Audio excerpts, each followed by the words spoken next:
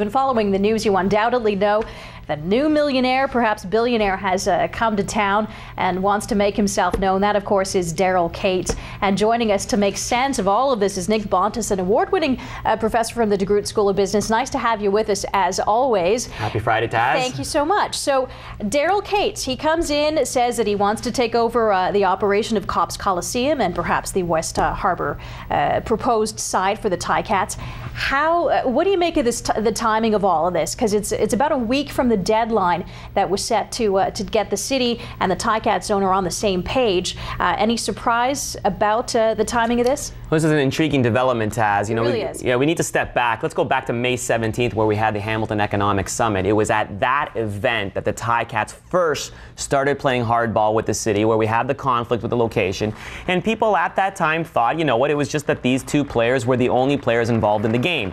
Of course, this is what happens now. When you play hardball, you got to really play hardball, because now we have a new individual coming in, and he represents the AEG organization, which is one of the world's largest property managers, one of the world's largest event planners, deep pockets. But the real person who's got all the power, I must inform everybody, is Ian Troop from the 2015 actual organizing committee. July 9th is the hard date. Right. Hamiltonians are going to have a big problem if we don't actually select a date, because he has threatened to pull it out, and I can see the stadium going to a different city, which would be a huge disappointment for Hamilton. So this is a really complicated situation. In order for Cates to come in, we've got to agree on a site. I don't know if Bob Young is on the same page yet. He doesn't like the West Harbour site. At this point, is he going to have to, despite owning the team, have to say, look, if we want to make this work, I'm going to have to swallow my pride and just sort of go with whatever, this new player is interested in doing? That's going to be a tough call. It's a tough call. When you have billionaires around the table, they all have big egos. You got Cates with AEG, you got Bob Young with the Ticats, and let's not forget Balsillie, who could come into the game again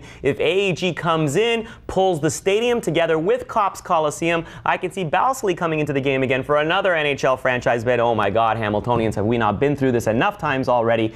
To make this thing work, in my opinion, the Ticats are going to have to swallow their pride and say, you know what, enough's enough. We're going to have to move forward. We have 7 days to do it. It looks like we're going to go with the Harbourfront bid. But, even that's not going to be enough. Say Bob Young decides, okay, we'll go with the West Harbour location.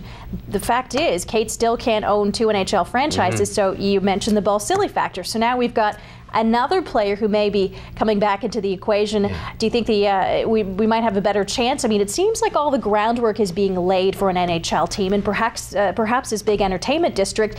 Do you think Hamilton is going to get it right, and we're going to get this thing built and see our city become the glorious city that it really could be? The glorious city. I keep my fingers crossed, Taz, and you're right. I mean, because he can't own two. A perfect storm almost, that's right. of all the right people and conditions coming together, and let's hope that it works out. Yeah, that's why Balsillie has to come in, so he can become the independent owner. But you know what? It doesn't matter how much money is on the table. At the end of the day, Balsillie has to play nice with Gary Bettman at the NHL, or nothing's going to go down. And he seems to be at least staying quiet. I don't know if he's been quiet for about a year now, so we'll see if he can handle it. Okay, let's move on to the G8, G20 summit, particularly the G20.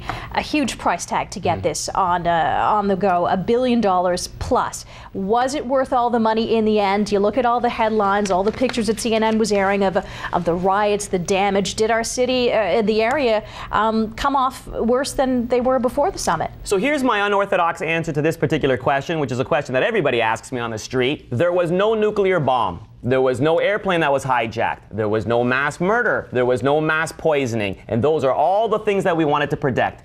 And you know what? It cost $1 billion. Just like it cost $1 billion in the Olympics in Vancouver, just like it cost $1 billion in Johannesburg for the World Cup, and all three of those locations so far are safe. Now, granted, this cost a lot of money, and you know what? There was some scenes. One police car was on fire, and we're now showing that to all the people, and we're freaking out going, oh my God, what a disaster.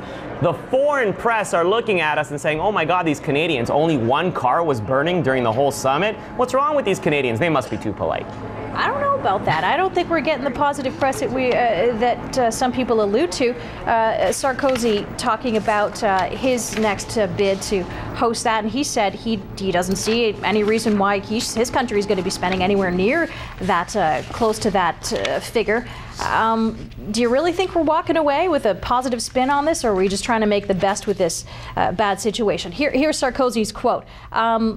When France hosts next year, the costs will be, quote, 10 times less. Granted, the G8 won't be there as well, but he also says he hadn't seen anything opulent or luxurious to justify that price tag. Those are some harsh words. And he can say whatever he likes. And if he goes ahead and runs this thing for $100 million and it comes off without a hitch, congratulations to him. Ours ran off with a hitch. Now, I do have to say, we had predicted some economic impact as a result of hosting this GHG20. I don't see that occurring.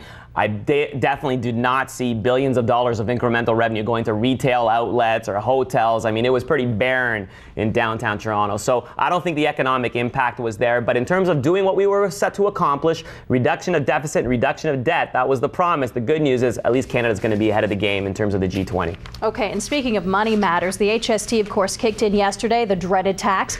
Nobody likes to pay more, and the government is trying to spin this as saying in the long term we are all going to benefit. You buying that? Well, you know what? There's going to be some immediate shocks. I mean, a lot of things that we have to pay for are going to be more expensive. We have to pay for gas. When that car runs out of gas, you got to pay more. That's 8 cents more. You got to pay for your energy bill at home. You don't have a choice. They talk about how meals for less than $4 won't be charged. When was the last time you had a meal that was less than $4? So the bottom line is I think there's going to be a challenge for small business. But there is a flip side to all of this, and that is that we're only going to have one tax regime, one tax processing. All that process will be consolidated. There's no PST and then GST. So I think there's going to be a little bit of savings there. But you know what? The same thing's going to happen with this that happened with the GST. There's going to be an initial shock and awe for a couple of months, and then at the end, people are going to forget about it, and we're going to get on with our business. Okay, so we're only getting taxed by one tax source, but we're still paying 8% more than we used to. That's right. I don't care how you package that. It's not something I want to open up. No, it's a big number, too. 13% is a double-digit number. Absolutely. We're not used to double digits, so it's a little bit of a shock from the beginning. You think we will see those savings, though, down the road? I think that what we will see is incremental revenue for the government, and that's a good thing because Canada, let's not forget, we're ahead of the curve. This is incremental revenue for the government, reduction of deficit, reduction of deficit, reduction of debt. Those are the two things that we want. Nobody wants to pay more tax, but the reality is the tax is going to that. Are they going to pass those savings on to you and I? The actual incremental inputs that you get from that old PST, you never see those things because it's so complex. The cash flow has to go through so many sources. You're never actually going to see it in the long run. So unfortunately, I think what you got to do is just pay up right now and know and hope, which is a tough thing to do, that the business situation, the financial situation is going to be better down the road. Well, if you own a big business, I guess you're laughing at this point because they look like they're the clear winners in this one. All right, well, let's round off today's segment on a happy note. Forbes' list come out with his list of 100 most influential people, most powerful people, I should say.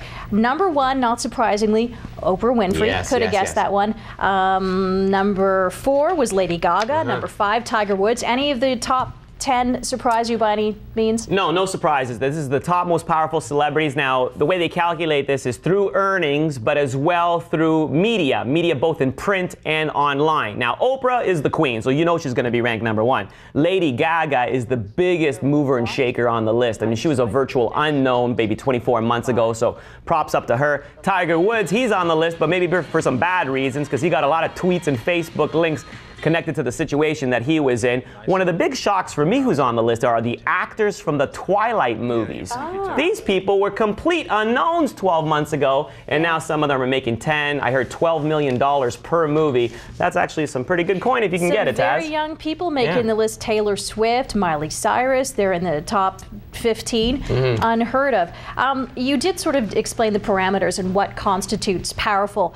I gotta ask though, is being the most powerful celebrity, is that the same thing as being the richest? Because I don't understand Tiger Woods. I mean, he's gotten so much bad press. Is there, I guess, there's no such thing as bad press in this situation? No, I mean, in the world that we live in, it's Web 2.0, it's all about the internet. This is not the list that just talks about earnings, as I mentioned before. It is media press, some of it is negative, but I have a prediction.